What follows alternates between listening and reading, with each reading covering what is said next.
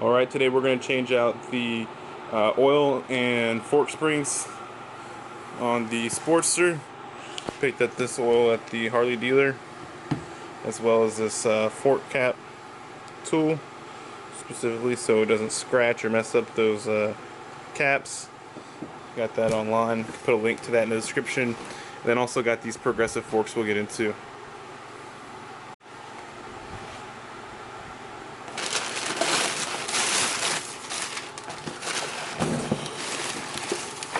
Good old Amazon was able to get this over to me in one day.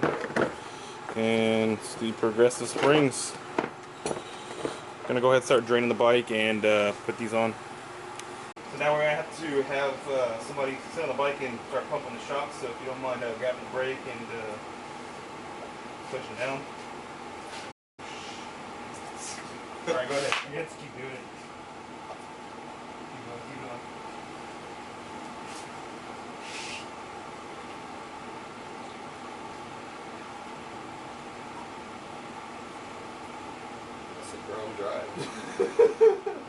Alright, two more for good measurement. Alright, so yeah, once it starts just sucking in and out air, it's a good sign that it's been drained. Like I said, guys, we're not Harley techs, as you can see. I just bought this bike a few months ago and I've never ridged on anything like this in my life, so I'm kind of learning as we go. Got those OSHA-proof sandals on and everything, so I'm going to pick up the mess. Alright, we've got the measuring cup here. We pulled out just about 9 ounces, you can see right here. We did get some spillage, so I might round that up to 10, but I'm going to check the other side, see if I can collect everything from there, see how much we got out, and we'll kind of put it in what we took out. Okay, we got the same amount out of the second fork. This one was a little harder because it is next to the brake caliper, which I didn't take off, but I protected with some aluminum foil.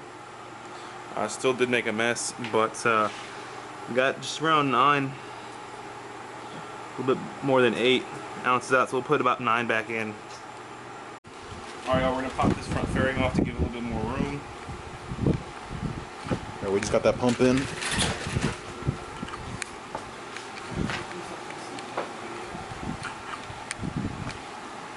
Okay, we have our special little tool I ordered to take the cap off.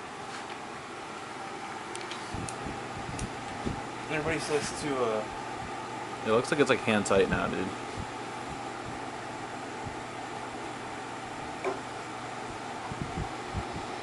it's not the one that pops up violently, I don't think.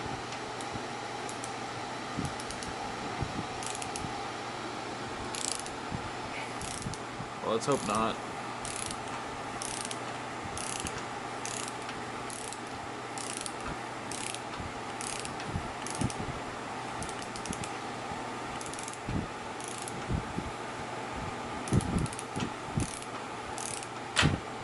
Oh, there we go.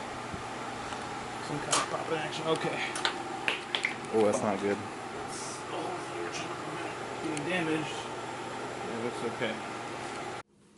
And so that cap is popped off, and here's the spring.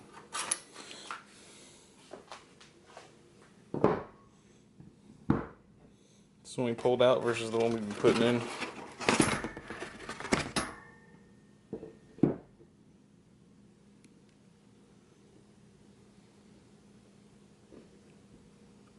Alright, we're going to tackle this side now. This master cylinder's in the way a little bit, so I got this extender. Hoping that can get us in there. Some pretty long threads. Nope.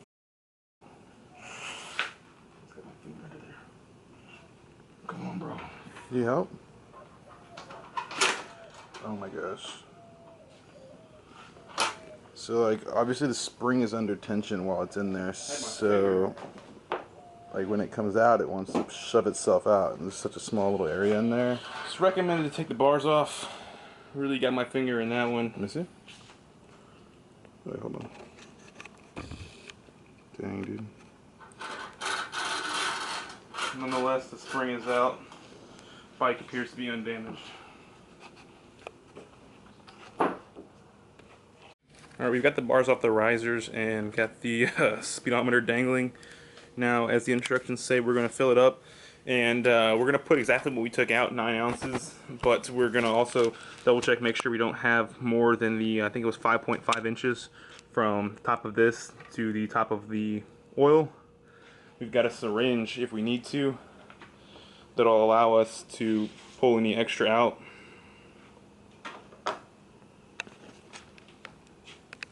Y'all, so we definitely forgot to take the weight off the bike, because as you can see, these things are smashed down. So Evan's frantically panicking to jack the bike up while we're using this foam to protect the paint. But yeah, I think we weren't supposed to do that until we had it on the jack. That's why the spring came up so violently, because it was under, yeah, it's under pressure. A lot of pressure. Alright, y'all, so putting the bike on the jack failed horribly because we had to roll it on the block first, and we got to control the bike with no handlebars, and it's leaning to the right. He doesn't really know how to use the jack. I don't know, bro. Just let me talk. It's like 100 degrees outside. Alright, just you do the talking then, fine. Okay, now we have the oil to 9, just under 10 ounces. I'm going to put it back in the bike. It's supposed to be fully collapsed, which it definitely is. It's like red, burgundy. Can't let that sit there for a second. Did you cut those PVC blocks down to the size they need to be? This one, yeah. Alright, so I'm not sure what's going on, but I think he knows what he's doing. Okay, as the instructions say, this gap right here from where there's only from the top of the cap to top of the oil, there has to be a 5.5 inch gap. So to measure that, we've got this little like turkey injector thing, and we're going to use it to suck out anything that's more than 5.5. And got this little shish kebab skewer to give it some rigidity. Record, bro. Alright guys, so the instructions say you can do this with the suspension and collapse, and you want to remove the springs, so it'll obviously change the volume. It's got this homemade. I guess there's not more than that amount in there. Let's get a bit of light in there, see. We made this homemade doohickey for basically nothing because the fluid doesn't even go to the point where we would need to suck it out, so we're good to go. Good to go. Alright, now we're going to toss the new progressive springs into the bike. We're going to put this more tightly wound side towards the bottom.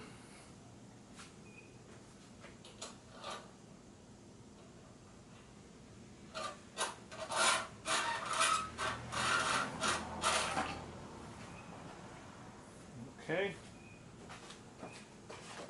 One's much shorter than stock.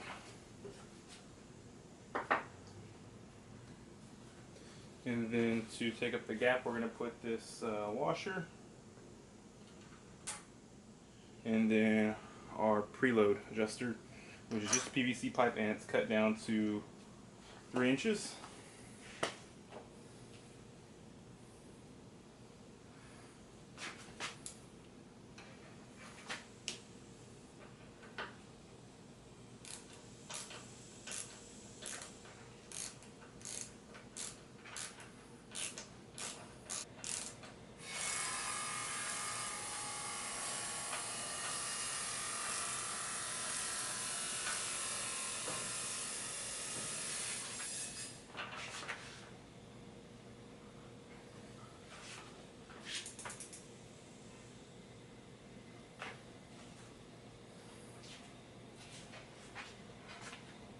That was a whole lot of work to get one in.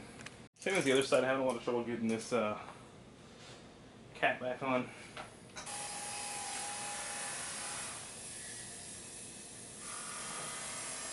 And come back with a torque spec and get it torqued to spec.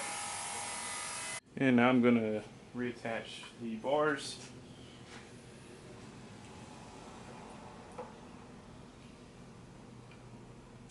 And that's going to be a wrap for today's video. Wasn't really meant to be a tutorial, just kind of showing you what it's like. Me putting on the progressive springs and new fork oil.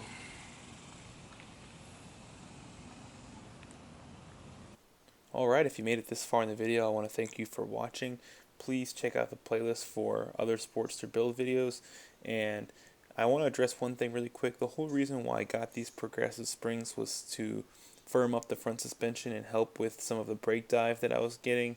And I don't think I really accomplished that. And I think where I went wrong was the fork oil level. I only put what I pulled out, which was about 9 ounces.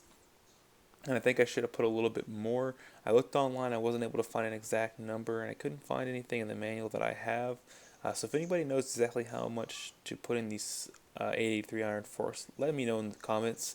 But I think the number I'm looking for is probably 12 ounces, and that would kind of explain why when I put the turkey baster in and tried to pull out any extra, there was none to come out. So I'm going to try to address this in a later video, maybe top it off a little bit. Before I do that, it was a huge pain to put those caps back on, so I'm going to wait until I get these, I think I'm going to do the track or die dampers, the extended dampers, so I'll probably knock those both out at the same time.